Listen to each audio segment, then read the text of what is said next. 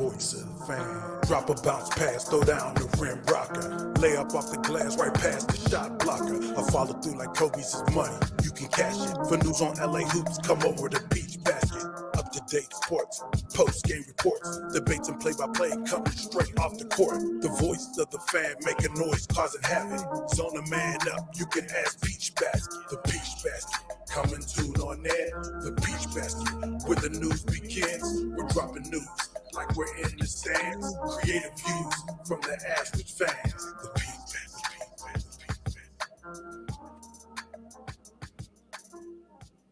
All right, it's Saturday night. That means it's time to run it back. We're the Peach Basket, really more than just a site. We're a community of like-minded, passionate basketball fans that really exist to give a voice to the fan.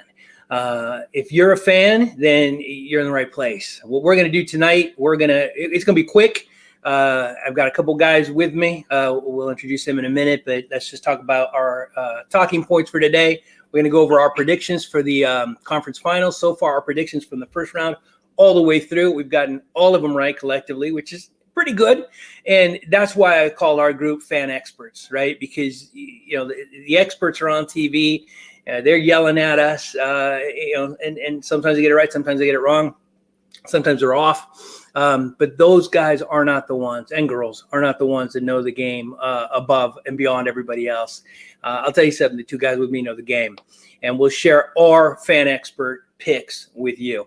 Then, of course, we'll talk the ongoing conference final series. The reason we're on a little later today than normal because the Clippers just lost to the Suns.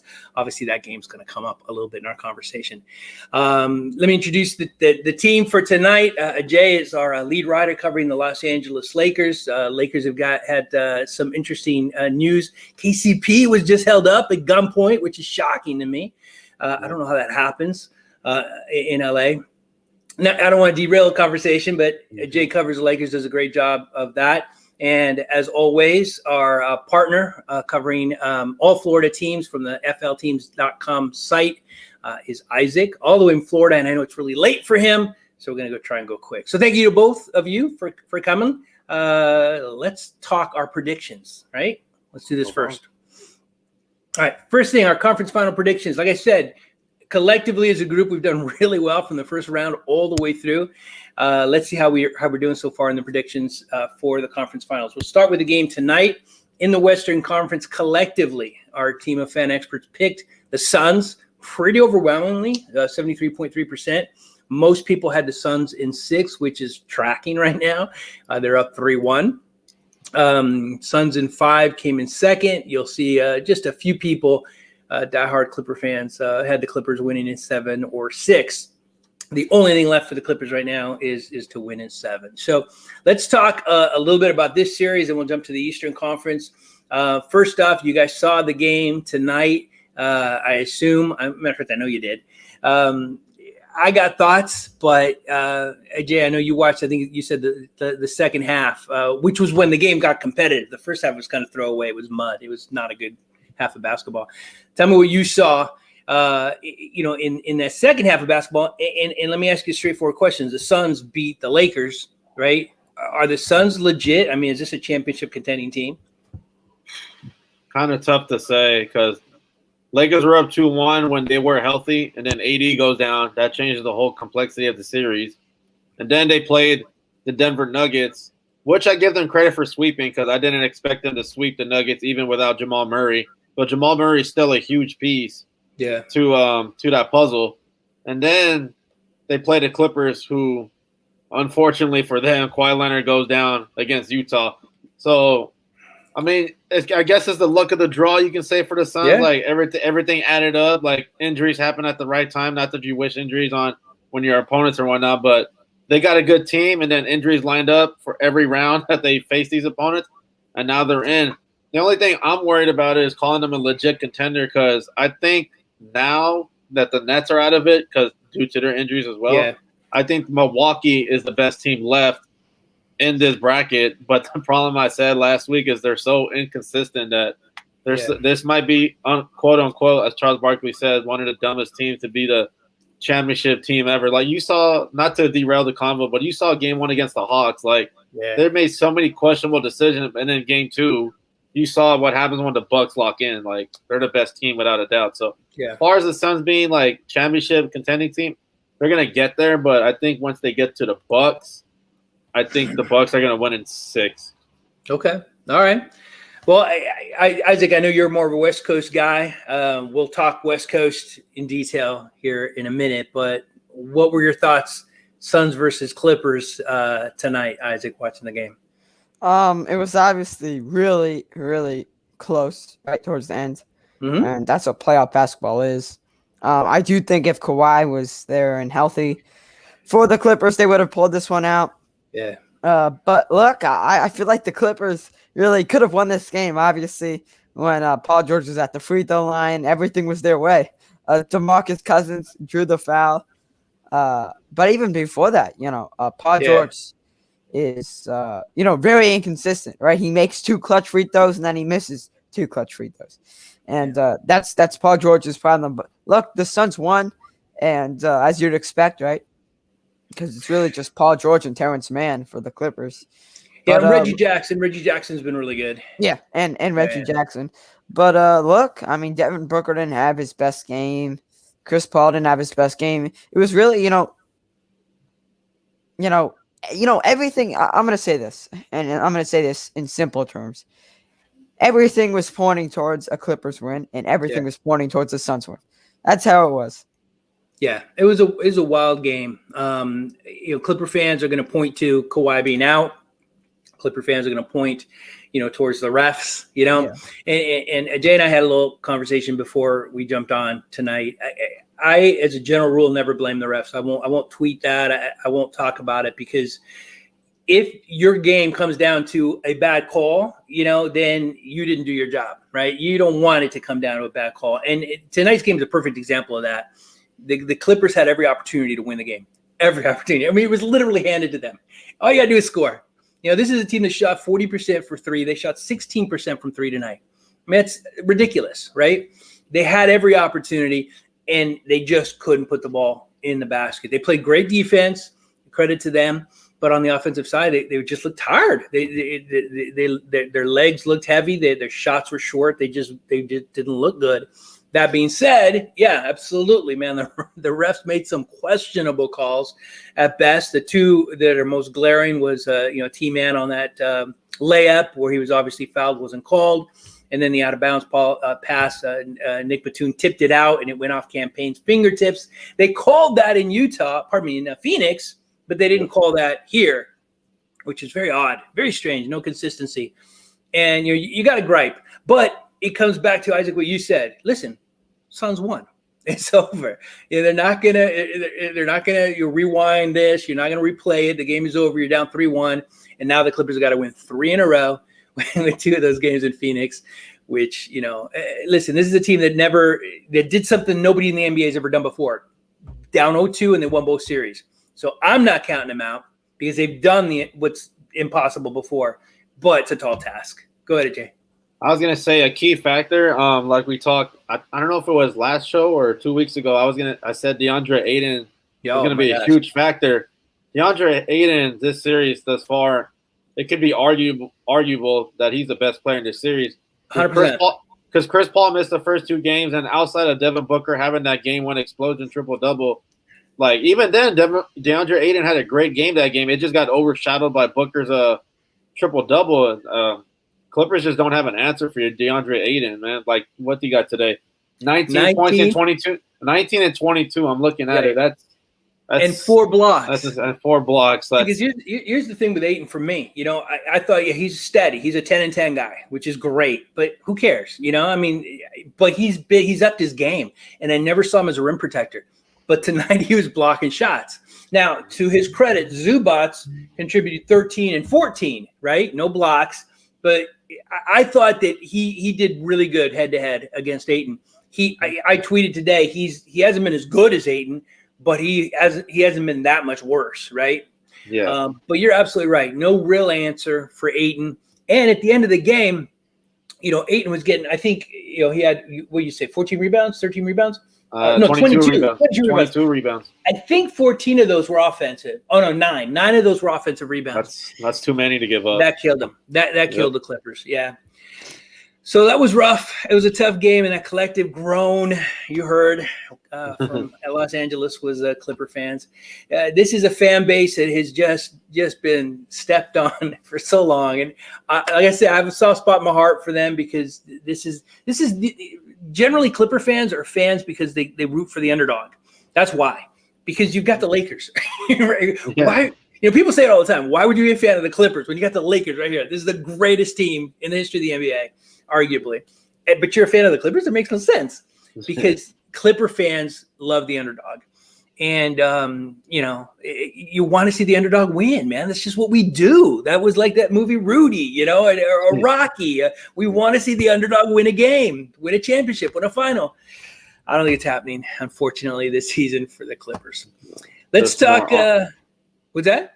I was gonna say just more off-season questions. I wouldn't be surprised if Paul George rumors are out there too now. Yeah, I don't know, man. I don't know. We'll have a whole show dedicated to off-season moves, I'm sure, because I think when they do go fishing, there'll be some questions for sure. Let's talk Eastern Conference. We'll go over to the right side of the country. When you look at a map on the right side, where Isaac is. The Eastern Conference, the Atlanta Hawks versus the Milwaukee Bucks. We overwhelmingly predicted that the Bucks would win. It seems like a pretty safe bet, although the Hawks look like a Cinderella team to me. They played great in game one. And when they got blown out in game two, I was talking to somebody who's a huge basketball fan. And I said, listen, man, I would rather lose a game that way, being blown out, than the way the Clippers lost on a 1 second, no, it was actually 0.9 second, a fraction of a second, and a DeAndre Ayton dunk. I'd rather lose the way the Hawks lost because you can just brush that off. Listen, that was just a one-off. We're fine. But mentally getting over a game like the Clippers, had to get over it, that's tougher. So I think this is a competitive series. Right now it's 1-1. I think they're going down to Atlanta. Atlanta did their job winning in Milwaukee. Isaac, we'll start with you. You're an East Coast guy. You know these two teams, the Bucks, with a team that sent your team, the Miami Heat, home. Tell me what you see and who'd you pick? Actually, I know the answer to this question, so I'll set it up for you. A little softball. Who did you pick? Who do you see winning this series? I picked the Hawks on 5, and I'm gonna stand by that. Okay. I don't usually watch a lot of film for teams besides the Heat, but for the Hawks, I've watched some film for them, replays of their games, and I've dived deep into their playoff success in this season. And look, they were one of the few teams entering the playoffs. I think it was really only them and the Knicks that didn't have a big two, right? It was really only Trae Young. He was their only All-Star. But diving into the film review and watching a lot of clips, they play as a team, unlike a lot of teams. Yeah. And I have to say, if you're double teaming Trae Young, watch out for Gallinari from downtown and Kevin Huerter. It's just, look, these guys are not stars, and I don't think they will be at the end of these playoffs, but they have, come in handy. Kind of like Jay Crowder for the Heat last season in the playoffs. Kevin Huerter, Gallinari, they didn't do that good in the regular season, but in the playoffs, they've been good. And for the Bucks, look, they are one of the best defensive teams in the NBA, and they still couldn't stop Trae Young in game one. And guess what? They stopped Trae Young in game two. They really stopped everyone. But look, the Hawks are definitely going to come out with a different game plan in game three. And I just don't see anyone stopping the Hawks right now except the Suns. And I know you asked AJ this, but I think the Suns are NBA Finals contenders. And I think mainly because of Monty Williams. And with the Bucks, Coach Bud has been horrendous in these playoffs. So I think the Hawks are going to win this series in 5 games. Outstanding. Now let me go ahead and you kind of address the what is the monkey in the room? That's how it works, right? Yeah. I know that it says under the Hawks icon, Hawks in 5, Nets in 5. I'm aware. I am the crack graphics department, and I did about as a good a job as you would expect. That is meant to be obviously Hawks in 4. The percentages are right. I just I didn't put together the the typing that I needed to. So apologies there. But we did have one guy who thought the Hawks would sweep, which is pretty impressive. Now, Jay, I don't know, how much you watch Eastern Conference basketball. I'll be honest, I don't a lot. I've been watching the Hawks because they play a style that, like Isaac said, they're a team and it's fun to watch. And I'm drawn to Trae Young because he's a kind of player we haven't seen in the NBA in a while, right? On Twitter, they were all talking, who is he? Who is he like, right? And I threw out Allen Iverson because AI back in the day, remember, his iconic moment was when he stepped over Ty Lue in the finals, but he didn't care about being the villain. And that's who Trae Young is, man. Not only can he shoot, he's unconscious. AI was the same way, kind of shorter stature, and he's okay being the bad guy. And I like that, man. It's fun watching him play. But, again, I'm not a big East Coast guy. This is just something I've watched over the playoffs. And I'm impressed. I'm definitely impressed by the Hawks. Ajay, do you remember who you picked and who you got winning this series? Yeah, I picked Bucks in 5 just because, I think they're the better team. And then game 2 proved it. Once they made the necessary adjustments, even though it took too long, you kind of saw it in game 1 towards the end. They figured it out a little bit. They got to double team Trae Young early, get the ball out of his hands, and force the others to beat him. And once they did that in game 2, I think Trae Young had 7 turnovers or something like that within the first quarter or first half. It was really quick. So you just got to cut the head off the snake, as the analogy is. Yep. Force Trae Young to create those easy turnovers, and then once you saw the Bucks get in transition and get those easy buckets, the Hawks are not going to be able to keep up with them because I think the Bucks can score bucket for bucket with the Hawks. But what it comes down to is who's a better defensive team when you need that one stop. I'm going to trust the Bucks to get me that stop over the Atlanta Hawks. And plus, I believe in that old analogy. You got to go through trial and tribulations as a young team before you win a championship. The last time we really saw a young team win a championship was probably the Golden State Warriors before they became Golden State Warriors. And even then, they went through the trials and tribulations. They lost to the Clippers in the first round to Chris Paul and Blake Griffin in 7. Yep. And then after that, they won the NBA Finals. So before the Hawks get to that championship level, this is probably their trials and tribulations before they become a true contender down the road. Yeah. Yeah, I made a kind of an analogy not too long ago that to me the Hawks have got Phoenix Suns vibes from the bubble, right? The Suns went 8-0 in the bubble. They were unbeatable.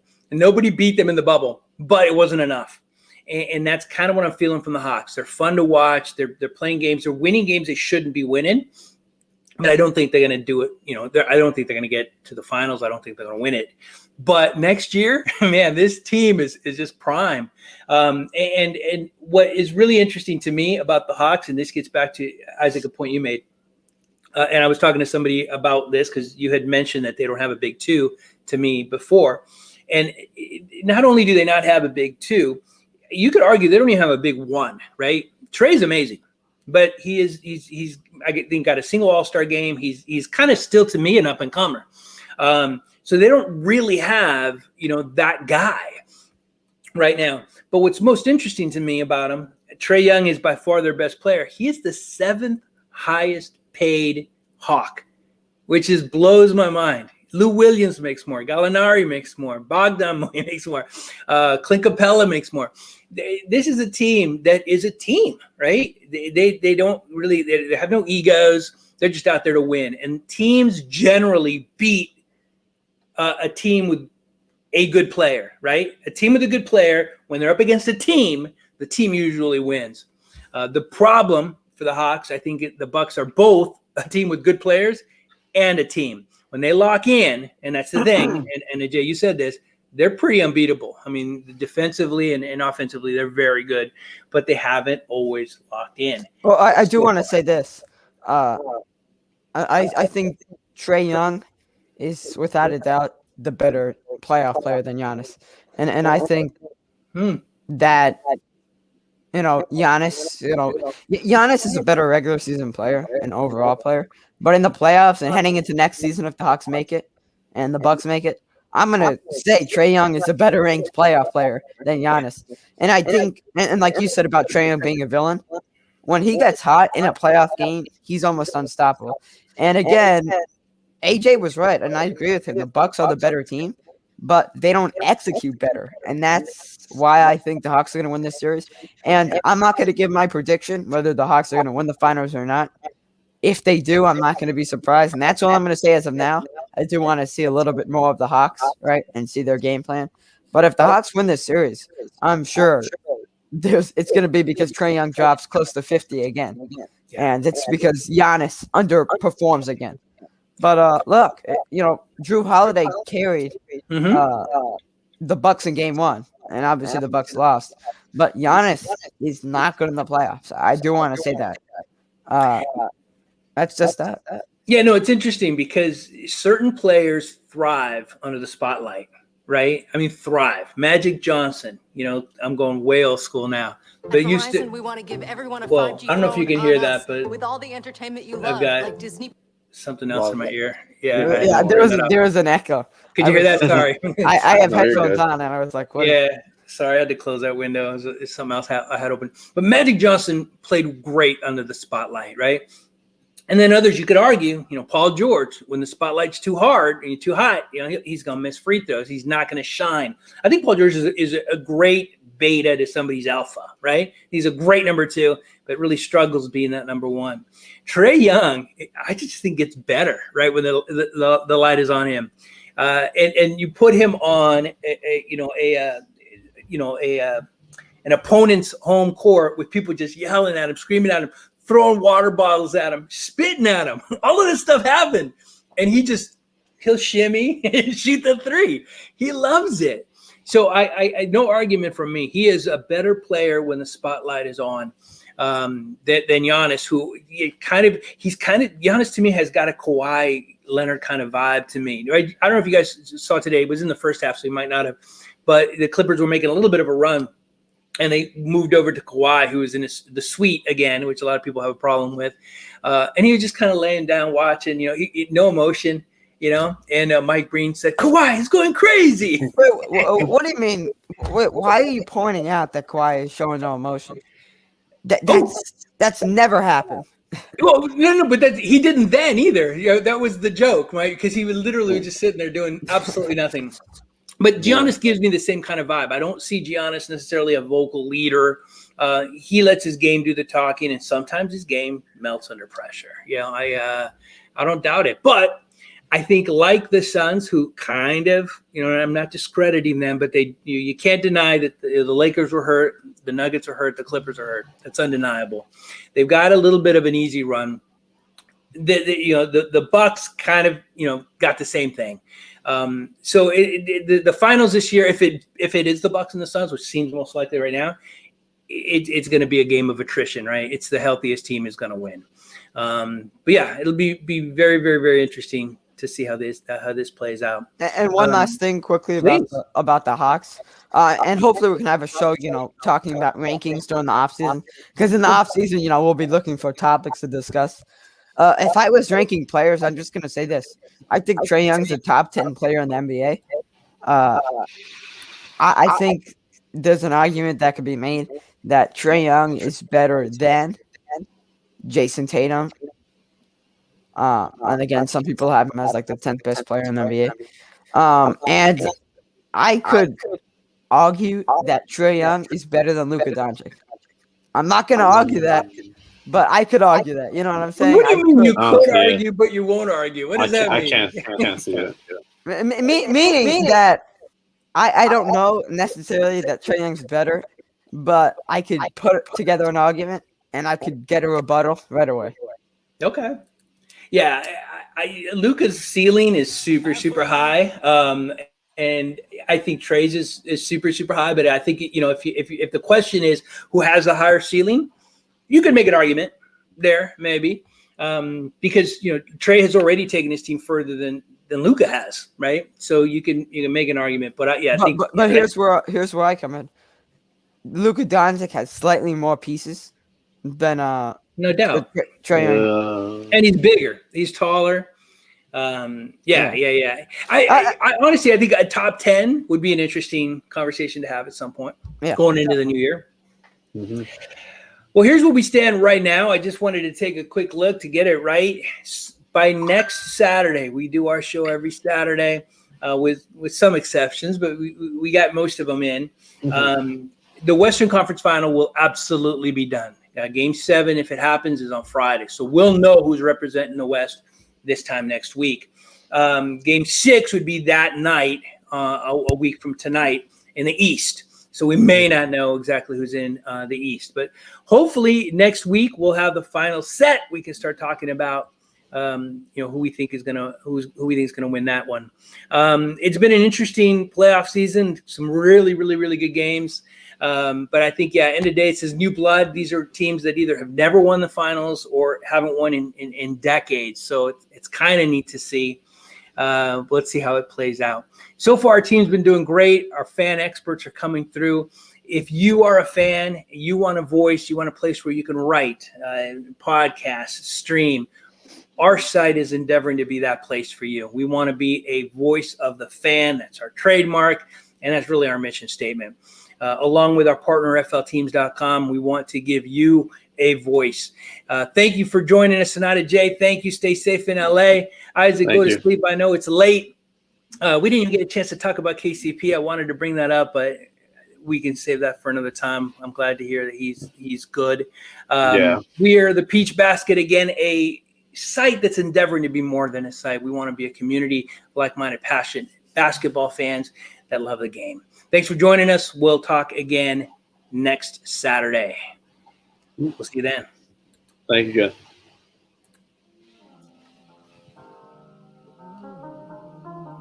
The voice of the fan. Drop a bounce pass, throw down the rim rocker. Lay up off the glass, right past the shot blocker. I follow through like Kobe's money. You can cash it. For news on LA Hoops, come over to Peach Basket. Up-to-date sports, post-game reports, debates and play-by-play coming straight off the court. The voice of the fan making noise, causing havoc. Zone a man up, you can ask Peach Basket. The Peach Basket, coming soon on air. The Peach Basket, where the news begins. We're dropping news like we're in the stands. Creative views from the avid fans. The Peach